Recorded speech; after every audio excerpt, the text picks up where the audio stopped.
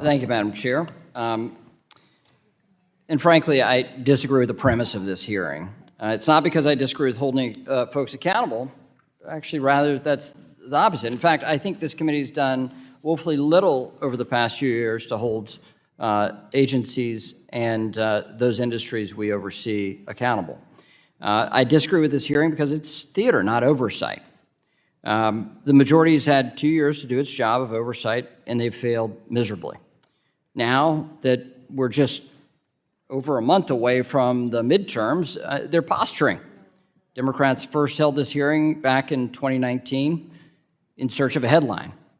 And when they failed to garner the positive press they were seeking, Democrats felt emboldened by the Biden administration and their one-party rule of Washington to drag the CEOs back in 2022, demanded they parrot their progressive agenda. Now, 1 year later, we expect more of the same, this time at the expense of focusing on the real issues the American people are facing. And when it comes to the financial system, the list of issues is long. We're going to hear Democrats encourage banks to make lending decisions based off woke politics rather than creditworthiness. We're going to talk about social issues rather than economic issues, though we're an economic committee. But that's not all. Unelected bureaucrats, congressional Democrats, and the Biden administration have conspired to create uncertainty and stifle innovation in our financial system. This will create long-term problems. They're targeting essential and popular products and services used by millions of consumers, such as overdraft protection, peer-to-peer payments, and buy now, pay later. These policies limit options for consumers at a time when they can least afford it and make it more challenging for financial institutions to innovate and compete. Coupled with reckless spending, Democrats' bad policymaking is devastating Americans' budgets.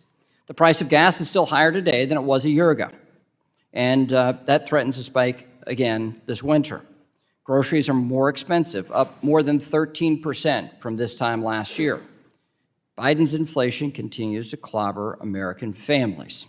Last week's CPI numbers showed prices continue to rise at 8.3% over the prior year and up over the month before. Everything costs more now, and low to middle income Americans are hurt the most. Add to all this the looming housing crisis. In an inflationary and rising interest rate environment, consumers are already having a harder time accessing affordable credit. Families are being priced out of the housing market because the Fed is forced to keep raising interest rates as Democrats continue to dump jet fuel on their economic dumpster fire. It's offensive to all the senses. And if none of that bothers you, how about this? The Biden administration is treating the U.S. Treasury like it's its own mega bank, doling out $500 billion in taxpayer dollars to repay student loans. And that economic concept is that the same folks that are paying for someone else's American dream can no longer afford their own. You're taking from some and demanding the populace, some who couldn't afford to go to college, demanding that they pay for those that have debt that they shouldn't have taken. So we should focus on those issues. We should focus on the substance of how the American people live and seek to work. That should be the discussion of today. We have an economy that's in an inflection point. We should focus on that.